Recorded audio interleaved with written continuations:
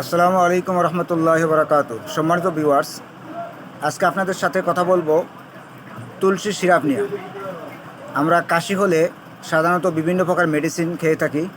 এর মধ্য থেকে বাজারে বিভিন্ন প্রকারের নামে বিভিন্ন প্রকার মেডিসিন রয়েছে। আমি যে মেডিসিনটা নিয়ে আজকে আলোচনা করব সেই মেডিসিনটা পার্শ্ব প্রতিক্রিয়া মুক্ত, কোনো প্রকার সমস্যা নেই, সেফ দাগ। এটা ইউনানি ফর্মুলায় বানানো হয়েছে।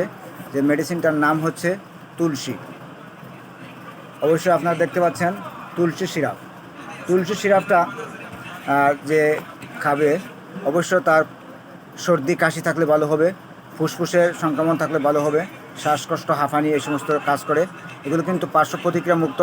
আমরা বাজারের বিভিন্ন প্রকারের অ্যালোপ্যাথি ওষুধ খেয়ে থাকি, কোনো সময় ঘুম বেড়ে যায় বা কোনো সময় উঙ্গানি, শরীর দুর্বলতা হয়ে যায়, কিন্তু তুলসী সিরাপ থেকে এই সমস্ত মুক্ত, পার্শ্ব প্রতিক্রিয়া মুক্ত এবং অ্যালকোহল মুক্ত।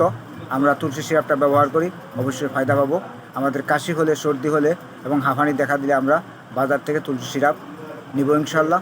এটার খাওয়ার নিয়ম হলো বয়স অনুযায়ী, যে ডাক্তার কাছ থেকে নেবেন বা ফার্মেসি থেকে নেবেন, অবশ্যই এটার ডোজ মেনটেন করে দিবে।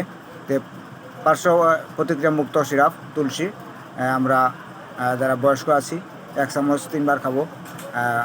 কোনো সময় অবস্থার পরিপ্রেক্ষিতে এটার ডোজ বাড়তে পারে, সবাই সেদিকে খেয়াল রাখবো।